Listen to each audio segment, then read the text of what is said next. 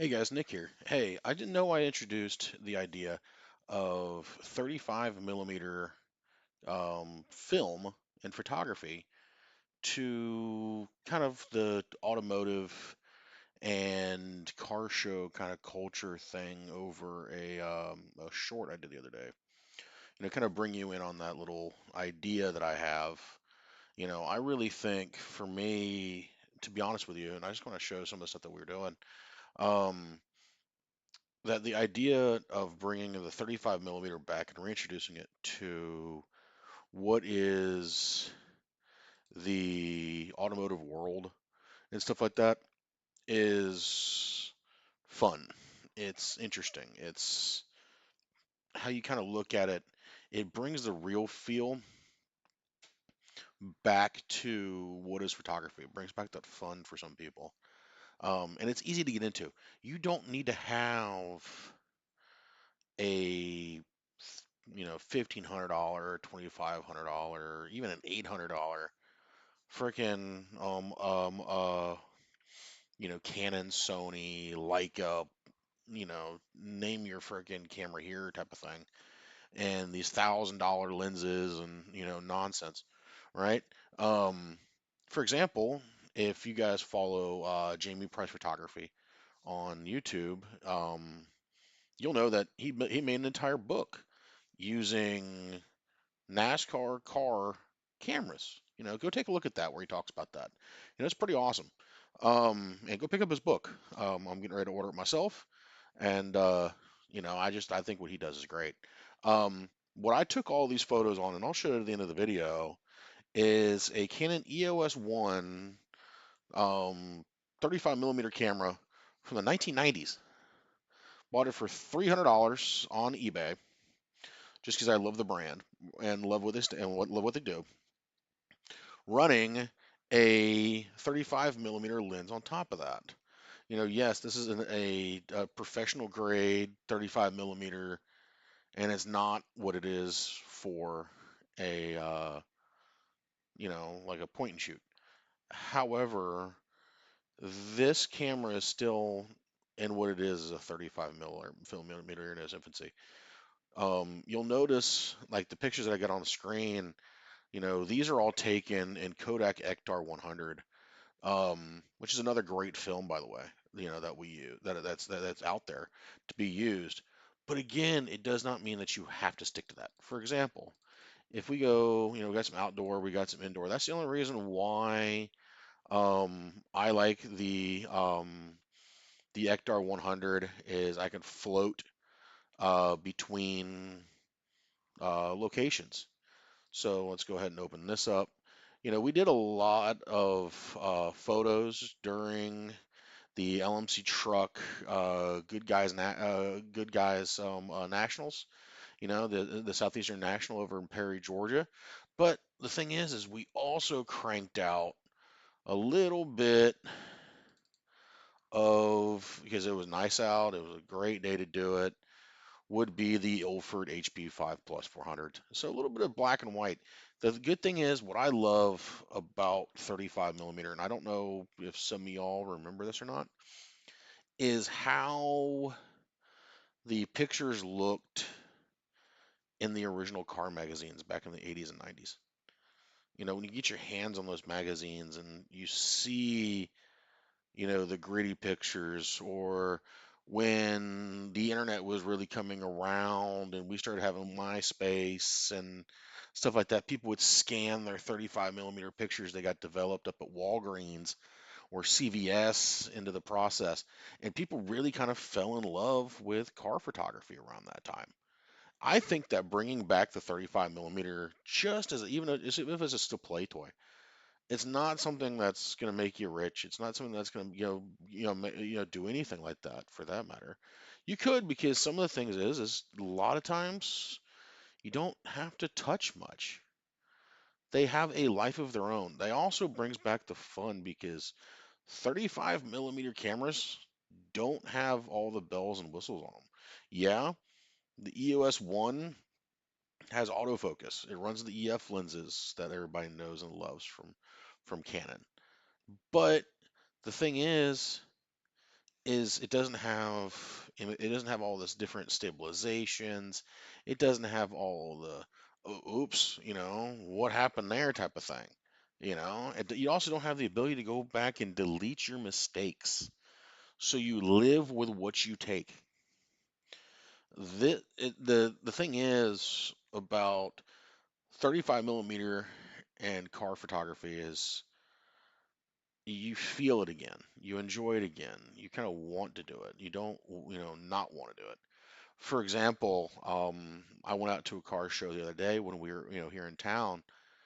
Just a little cars and coffee, and I was going to bring the 35 millimeter out. I wasn't even going to bring the digital out if I didn't want to. But by the time I got there, people were already gone. I was a little upset. Not because I went and spent money on Ectar 100 again, because I can always use that later. It's because I enjoy shooting that camera. It brings back the fun in taking pictures. And a lot of people realize that, oh, you have this in Lightroom. Yes, we do. Because what you can do is you can send this film, you can send your digital cameras, even the ones you've already used years ago and you want to get renewed, down to a company that which one I use is Bellows. Um, and they'll develop it, send you back your negatives if you want them, and send you high res TIFF images if you really want them, like these are, to your email, and then you have them downloaded. So you can take your family photos, your car photos, any photos, and have them for life now because now they're on a hard drive someplace. They're available to get to. They're not forgotten about anymore. And that's really what the meaning behind this is. It's getting out, reintroducing the 35 millimeter to car shows and events. For us, most of y'all know that we do attend SEMA every year. We will be bringing the 35 millimeter back out. I'm going to be dedicated enough this year just for in between meetings, in between talking to people and stuff like that, and building relationships with the folks that are there. I want to take a couple rolls of Ectar 100 with me from Kodak and go shoot a lot of film because it brings back the passion for photography, it brings back the passion for automotive because you get that grainy feel. You don't get the fact that you get what the actual pictures are. You get the what the color is of those cars. I'm not sitting here and enhancing them with other types of um uh you know processes. For example, you see these. Now let's go ahead and open up another a window here. And this is the digital photos. Yes, I love them. Yes, they look good. Some are JPEG because they're off of the Insta360 X5. But, the rest of them are off of the R3. But when you look at them, for me, they don't have the same, I guess you could say, love to them that uh, the other ones do. For example, I know I have this same picture. We'll go ahead and open it up. This same picture, or something similar, that same vehicle in here. So what we're going to do is let's go see if we can find it, right?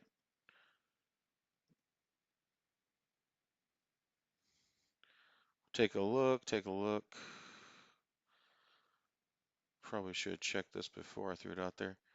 But the thing is, you can understand that, this is kind of how it goes. Nope, nope.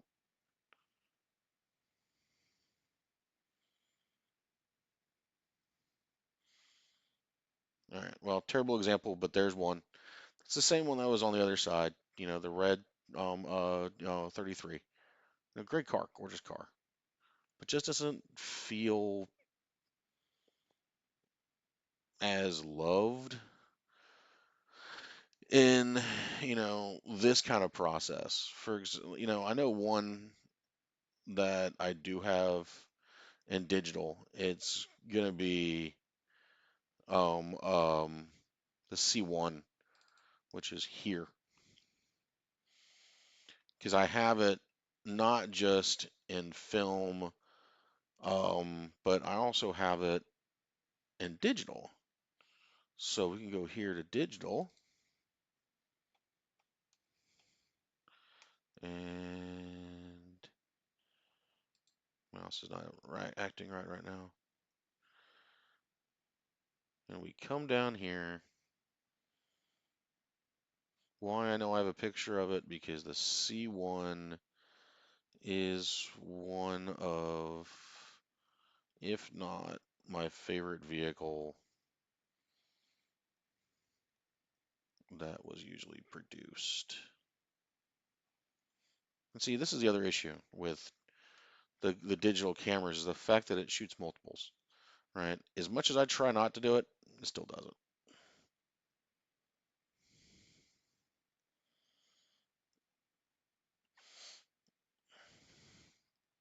So, boy,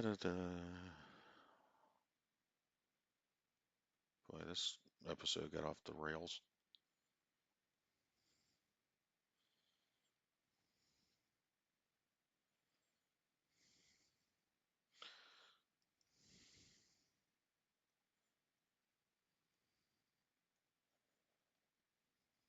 There it is. So,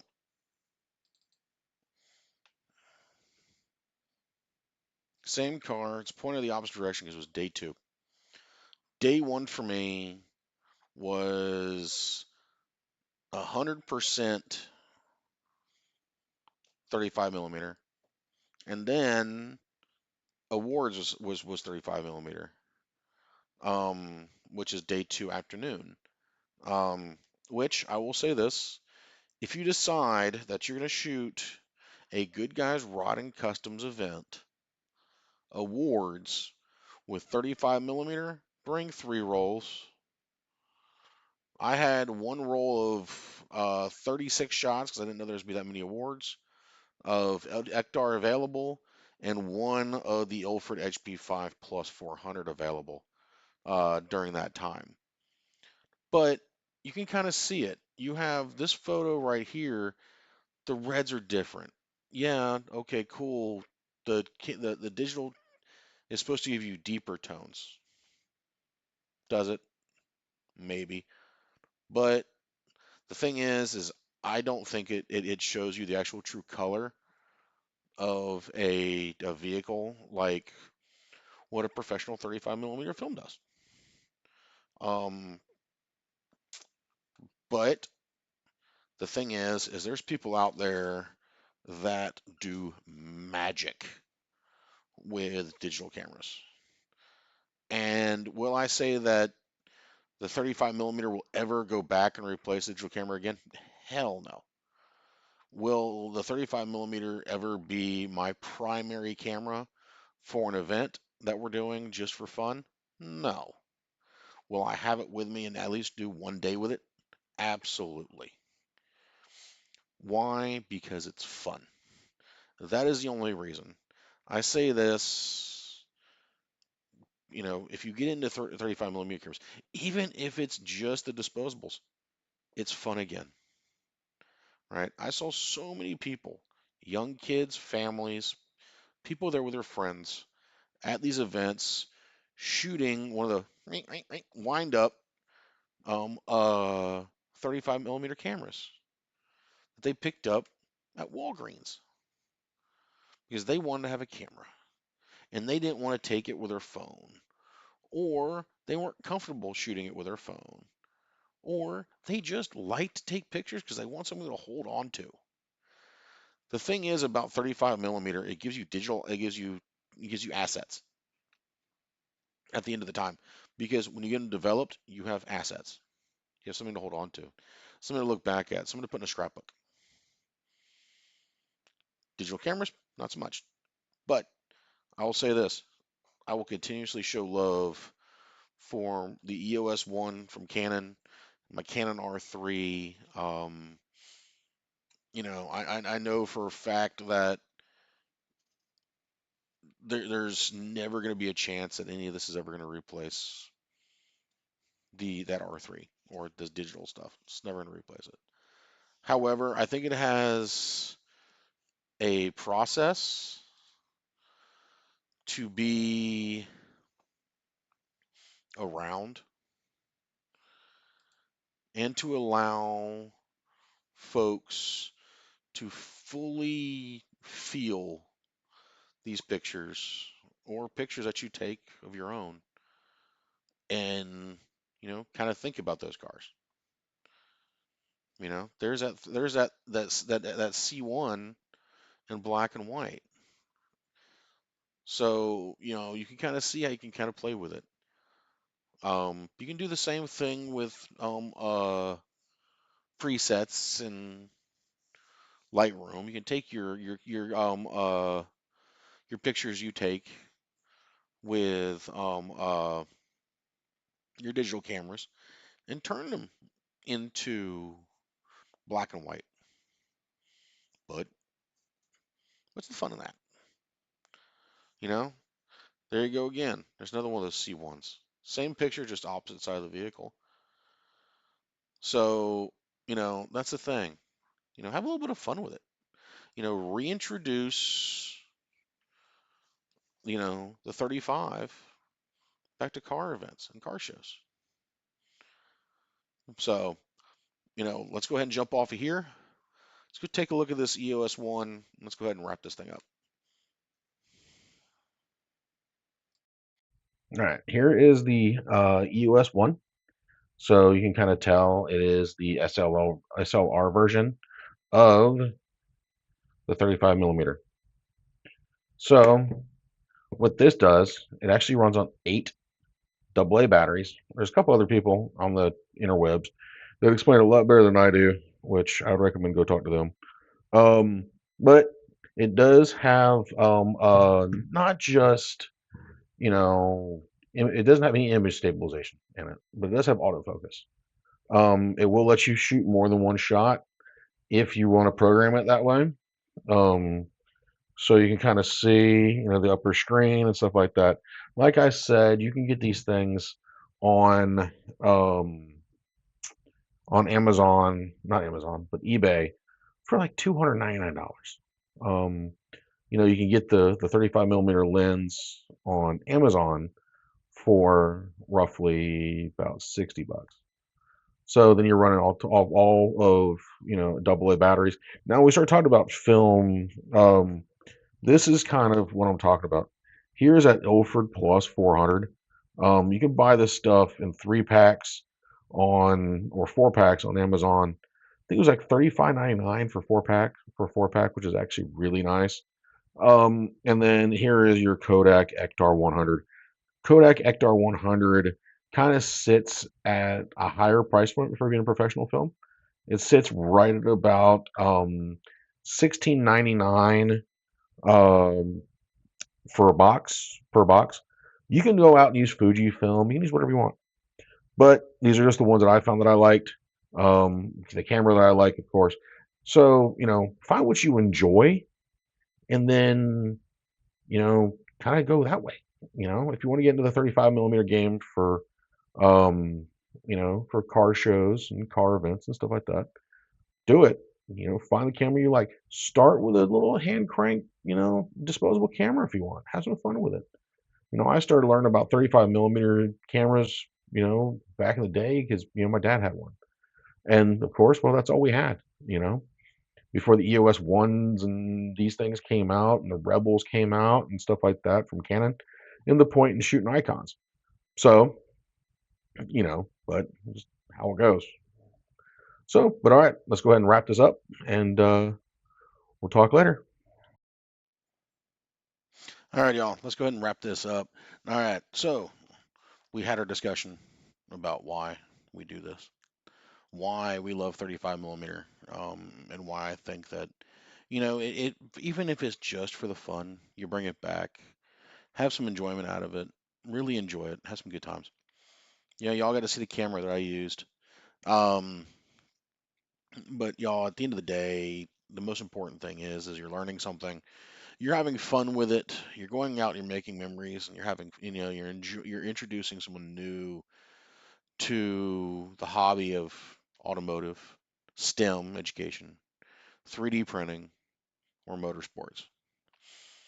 You know, keep an eye out. We got more stuff coming. We got a couple other projects we're working on. Going to be working on a desk holder for my Fuel Tech FT550 here soon. So y'all see that video coming. So go out there. Get involved in the 35 millimeter camera movement. Have some fun with it. Um, and show us what you got. But until then, take a look at the Vulcanara Technology Solutions, freaking Instagram, Facebook, YouTube. Same thing with Vulcanara Motorsports, our Instagram, the uh, the Facebook, and also where you're watching this YouTube. But if you don't mind, go ahead and like and subscribe, and you know, we'll see you later. Y'all have a good one.